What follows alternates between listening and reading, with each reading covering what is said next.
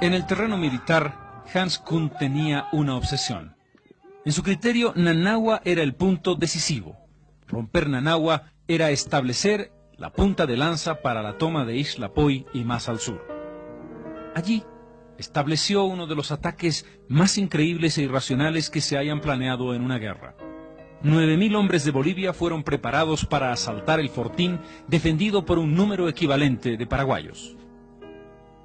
El 4 de julio de 1932, Kuhn decide el ataque y lanza a los bolivianos con toda su fuerza.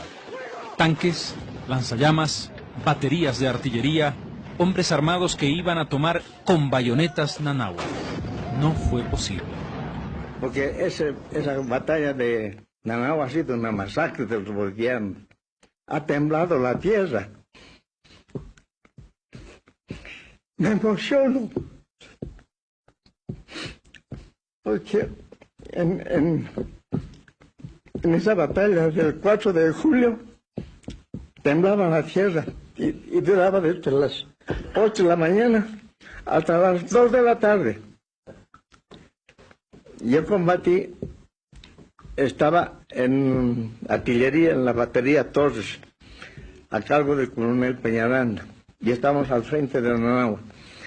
Los cañones se doblaban, las cureñas han llegado a doblarse por tanto disparar.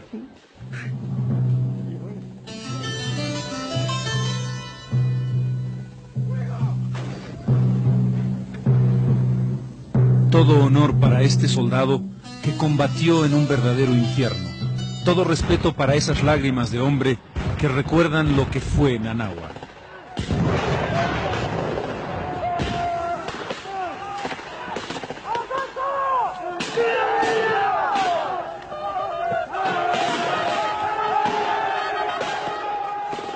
Entre el 4 y el 8 de julio de 1932, oleadas de soldados bolivianos se estrellaron infructuosamente, aunque con todo heroísmo, contra las trincheras paraguayas, defendidas también por heroicos soldados.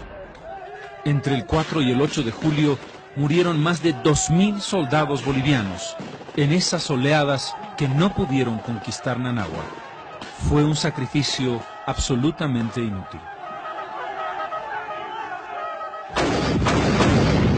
Ese fue el punto más al sur al que llegó en toda la guerra el ejército boliviano. A partir de ese momento, José Félix Estigarribia comienza a tomar la iniciativa.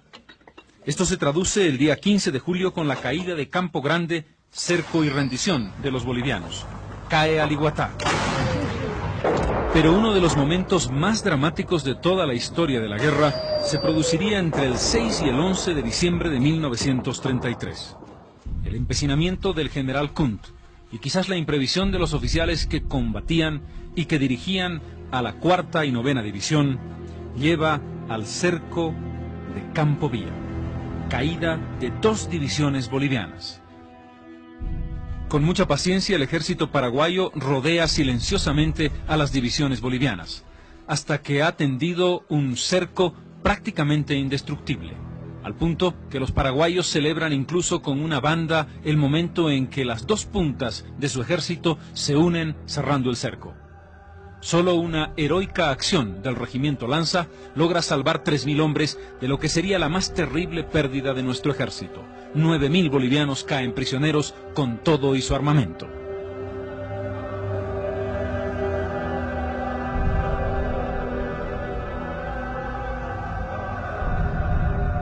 Los horrores que se vivieron en ese primer año de la guerra son indescriptibles, francamente.